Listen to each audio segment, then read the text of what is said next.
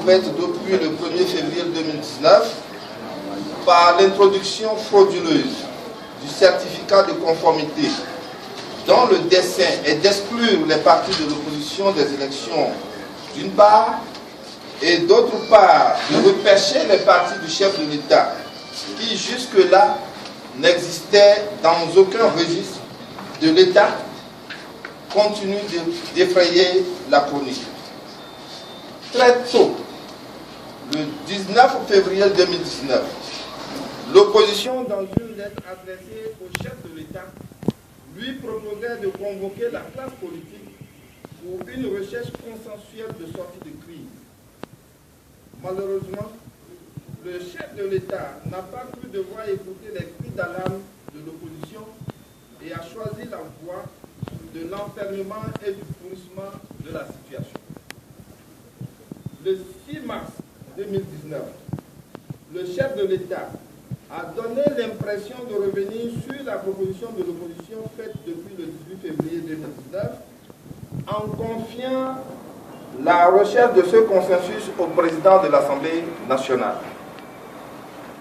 L'opposition, tout en dénonçant le caractère biaisé de la démarche du chef de l'État, a jusque-là continué de prendre part aux discussions tout en rappelant ses préalables et la démarche qui convient en pareille circonstance, conformément au protocole additionnel de la CEDEAO sur la gouvernance et les autres textes dont le Bénin est signataire.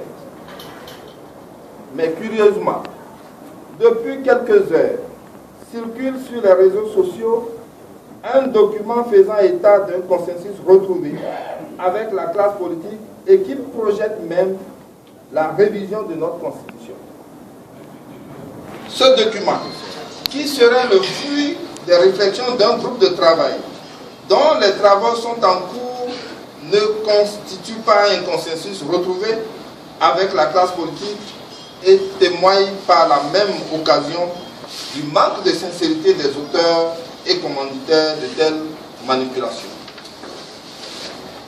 Dans une correspondance adressée au chef de l'État, ce lundi 17 mars, l'opposition a rappelé au chef de l'État en quoi devrait consister la recherche du consensus qu'il nous plaît de rappeler ici.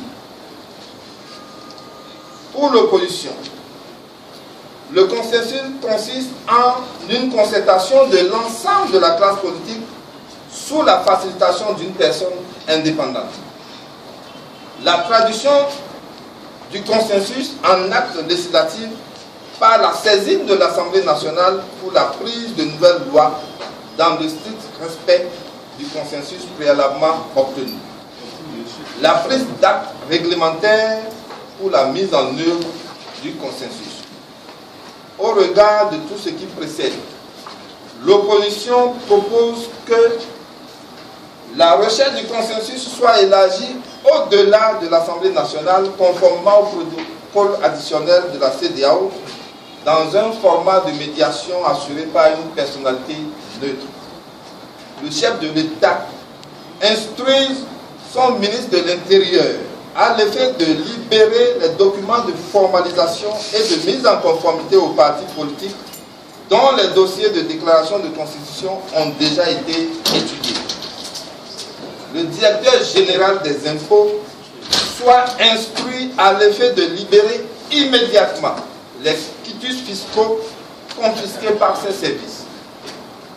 Les propos du genre de ceux du ministre de la Justice, Séverin Quenon, sur une station radio internationale qui contredit tant dans la forme que dans le fond les déclarations du chef de l'État du 6 mars 2019, le mettant ainsi dans une posture de duplicité soit condamné.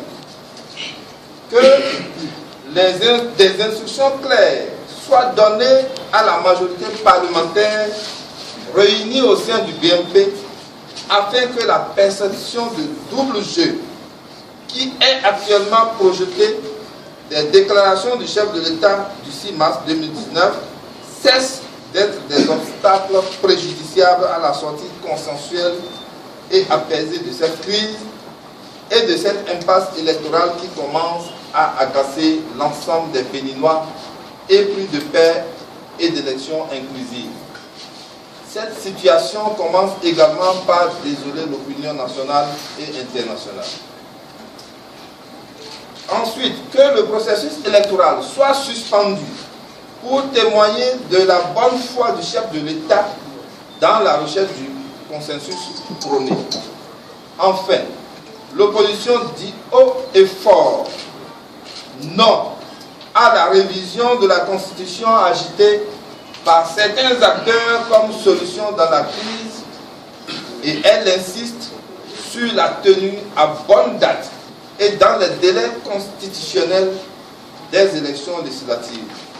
Par ailleurs, les forces de l'opposition félicitent une fois encore le peuple béninois pour sa mobilisation à l'attention portée sur le dénouement de cette crise, tout en lui promettant de continuer à porter les légitimes aspirations.